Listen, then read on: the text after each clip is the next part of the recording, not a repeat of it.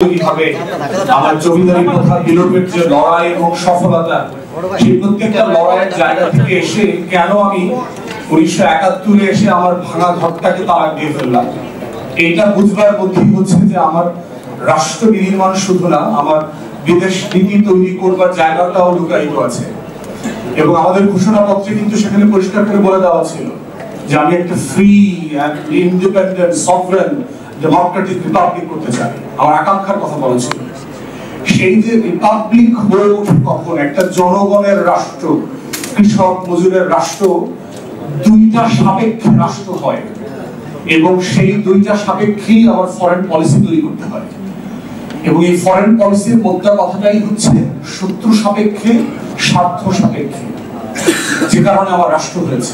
কেন আমি লড়াই করেছিলাম, লড়াই করে পাকিস্তান বানিয়েছি, আবার লড়াই করে বাংলাদেশ বানিয়েছি, আবার বানানোর পরে আমার লড়াই বন্ধ হয়নি। 53 বছর ধরে আমি আমার মুক্তির লড়াইটা চালিয়ে যাচ্ছি। 71-এ মুক্তি যুদ্ধ হয়েছে, সেখানে আসলে যুদ্ধ হয়েছে, মুক্তি হয়নি। মুক্তি হয় নাই বলেই আমাকে দফায় দফায় মুক্তির লড়াই ভিন্ন ভিন্ন নামে, ভিন্ন ভিন্ন প্রজন্মের ব্যানারে বারবার করতে হয়েছে।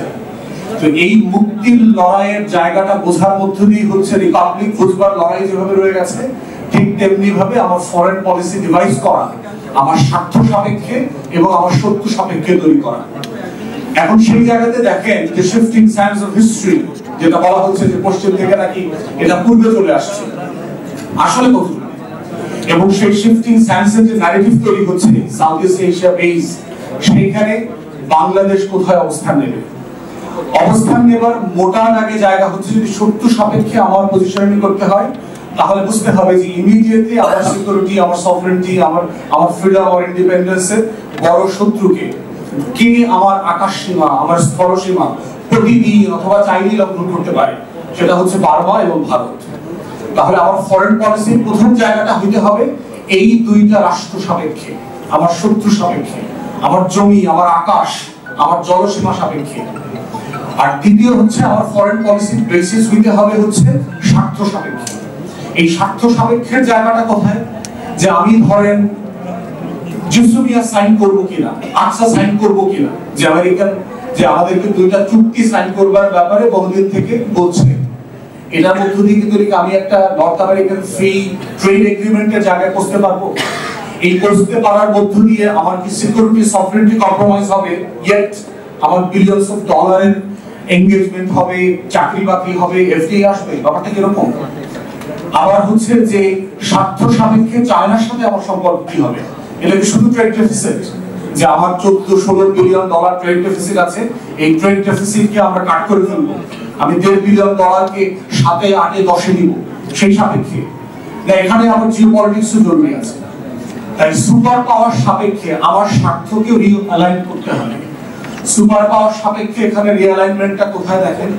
যে একটা বড় অ্যালাইনমেন্ট হচ্ছে পৃথিবীর সবচেয়ে দুইটা বড় পরাশক্তি এবং অর্থনৈতিক ফোর্স একজন আরেকজনকে কিভাবে দেখে, কে কাকে কন্টেইন করতে চায় এবং কে কাকে সিকিউর করতে চায়, সেই সাপেক্ষে বাংলাদেশ কিভাবে নিজেকে পজিশনিং করবে, সে আসলে কি করবে, কিভাবে করবে, কাকে বাদ দিবে এবং কাকে বাদ দিবে না।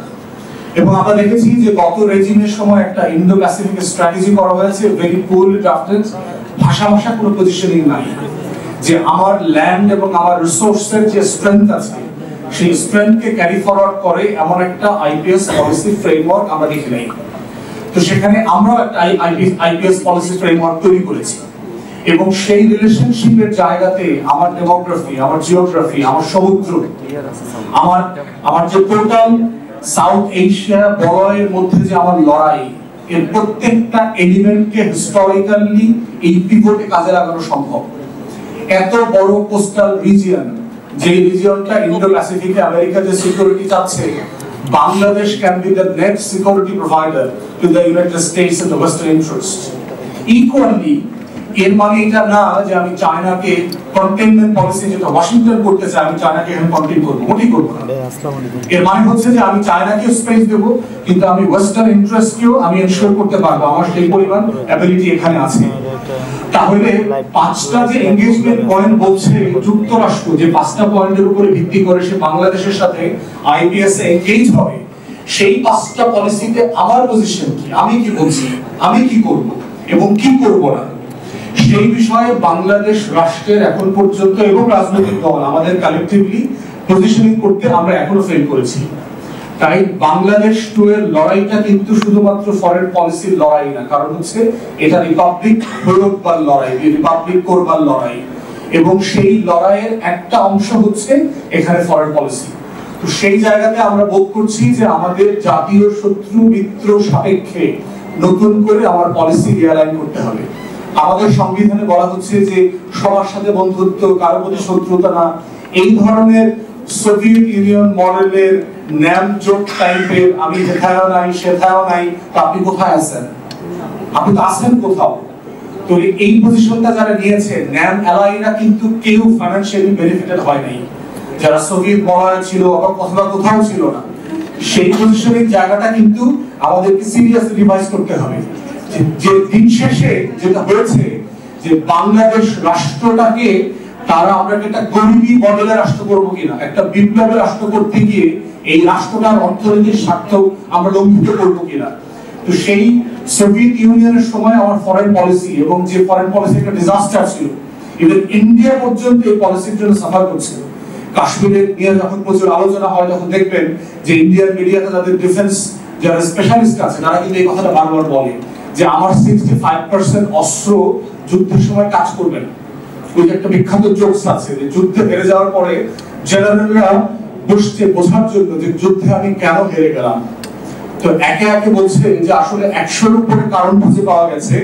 তো প্রথম কারণটাকে জিজ্ঞেস করেছে, যে প্রথম কারণটা বলেছে যে বারুদগুলো পানিতে ডুবেছিল। এই কারণ থাকার পরে আর 99টা কারণ জানবার প্রয়োজন হয় না। তো সেই জায়গাতে হচ্ছে আমার রিঅ্যালাইনমেন্টটা সিরিয়াসলি ডিবেটেড হওয়া দরকার আমার শত্রু এবং স্বার্থ সাপেক্ষে, এবং সেই জায়গাতে আমরা বোধ করছি নাগরিক কমিটিকে আজকে ধন্যবাদ জানাবো যে এই তর্কটা আলাপটা আজকে সবাইকে নিয়ে তুলবার জন্য, এবং আমরা কালেক্টিভলি এই তর্কটা আবারও করব, এবং এই তর্কের মধ্য দিয়েই সাউথ এশিয়া, শুধু তাই না, সাউথ ইস্ট এশিয়া যে ইকোনমিক হাব হচ্ছে, পৃথিবীর সবচেয়ে পপুলেশন ব্লক যদি ধরেন, লার্জেস্ট পপুলেশন ব্লক হচ্ছে এখানে, পৃথিবীর 3-4টা G8 মেম্বার এখানে, সাউথ কোরিয়া, জাপান, চায়না, এই রাষ্ট্রগুলোকে নিয়েই নতুন যে স্বার্থ এবং শত্রুর সম্পর্ক, সেটাই হচ্ছে আগামী দিনে আমাদের ফরেন পলিসি।